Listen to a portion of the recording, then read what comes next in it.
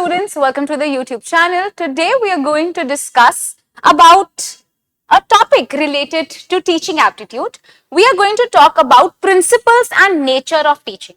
So we have already discussed that what is teaching. Teaching is basically you can say, talking about facts, figures, or delivering of those facts and figures from a more knowledgeable one to a less knowledgeable one. Here definitely we are talking about a teacher and a pupil relationship. So what is teaching? Teaching is basically imparting of the knowledge from a more mature one to a lesser mature one. The teacher is telling facts, figures, talking to the child and guiding them. It's a kind of a teaching. In this video, we are going to talk about the various principles that are needed so that a very effective teaching happens, and also nature of teaching, that how teaching should be there and how you can say that this is a type of teaching that is effective. Let us look at the video. So the characteristics and the nature of teaching. What is the broad characteristic that is needed for an effective teaching, and how can you say that this is the particular way in which teaching should happen? A teaching is always a complex and a social phenomena. How is it a social phenomena? You are directly teaching the students and the society is made up of the students. That is why it is a very complex and a social phenomena. You are bringing a dynamic change in the mind of the students, a behavioral change in the mind of the students. Hence, it is a social phenomena. It is dynamic, not static, and therefore teaching is not a fundamental concept. It can never be a fixed concept. It is not a fundamental concept that do this, the teaching would be effective. No, that's always spiral in nature. It's a continuous process that keeps on happening, and it is a very dynamic process. What is static? It means that it is something that is fixed, but it is not fixed. It is a dynamic process. It keeps on changing. With the changing scenario, with the changing amount of students, you have to change. A teacher has to change. The way she delivers, the way she approaches, these are the things that she changes. And when the teacher decides all of these things, that is done in the phases of teaching. That is the concept that we are going to discuss in the further videos.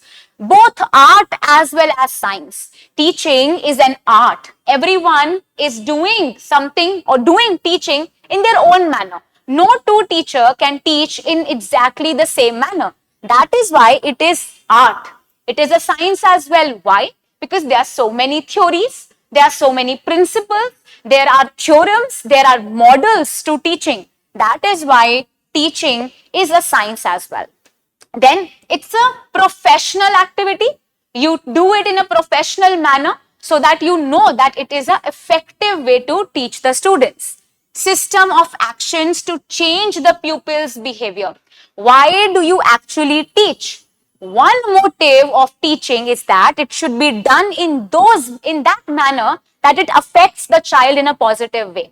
That means you are teaching a child so that there is a behavioral change in the pupil's mind. So it is action oriented. You are doing actions to bring a change, to impact the child or the student thinking process. Then dominated by communication skills. Definitely there are communication drills done. You need to communicate with someone. It's an interactive process, a two-way process. You have a teacher and a student. Both are important. Without a teacher, how will a student study? Without a student, who will a teacher teach to? So it is a process where communication becomes important. Then it is an interactive process. So as I told you, a teacher and a child both are involved here. So it becomes an interactive process where communication skills are needed. It is formal, informal. It can be following a proper strict rules, regulations. It's a formal teaching. It can be informal teaching. So teaching can happen anywhere. It's a continuous process. Anywhere you can get knowledge. It is not only the teacher who can teach you. You can also gain knowledge while actually talking to your friend. So that is also a kind of an informal teaching. Or maybe if you're studying in any coaching center, it becomes informal teaching.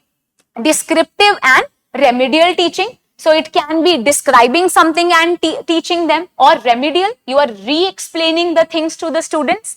It can be formational as well as informational. Then it is a specialized task. So teaching is a very specialized task done so that the proper facts are delivered to the students. And what is the need of those effective teaching? The various outcome of the effective teaching is that the students should learn, the student should have a behavioral change, and that is when the teacher success rate is, the teacher's success is seen. So if the students understand things better, then only the teacher can say that the effective teaching was done.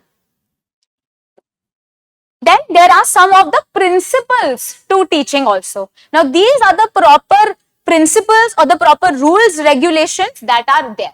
Principles of defineness of goals as well as objectives. So the goals as well as objectives are already decided when it comes to teaching. And what is the objective of teaching? We just now discussed that the objective of teaching is that the teacher needs to give you all the facts and figures that she knows, and there should be a behavioral change in the student's personality.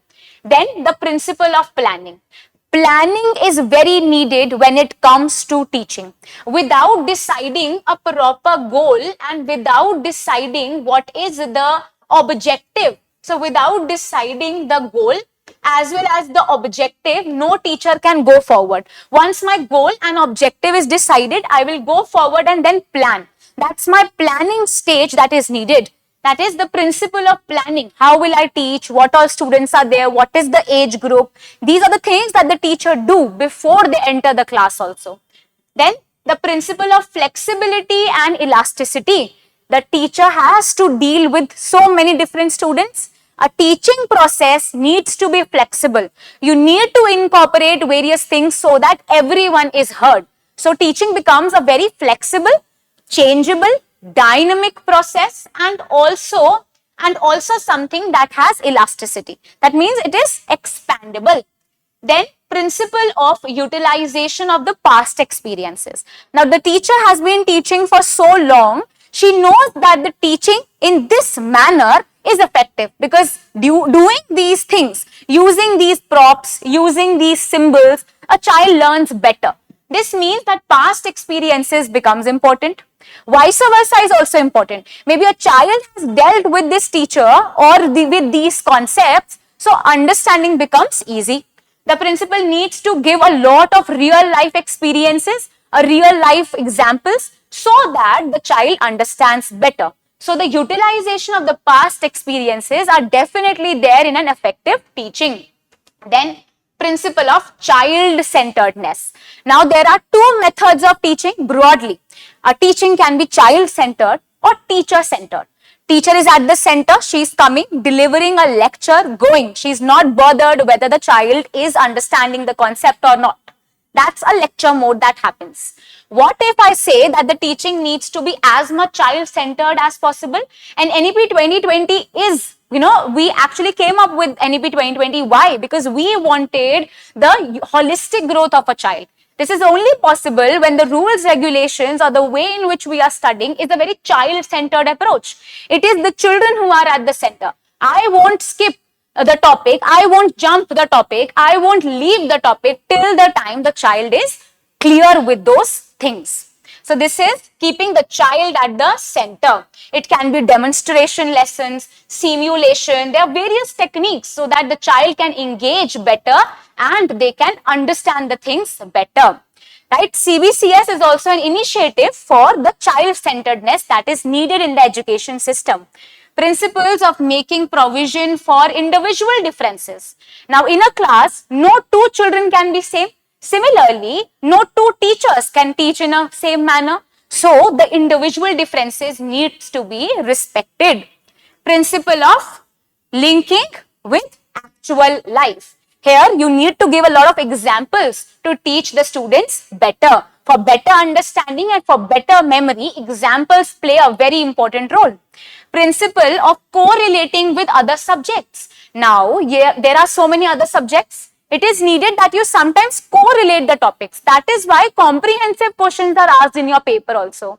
There are questions from ICT combined with mathematics, right? So you have comprehensive questions. 2 units of paper 1, they are asking together. Why? Because they need to check your analytical skills. So teaching is always, it holds and it is modeled on the principle of correlation.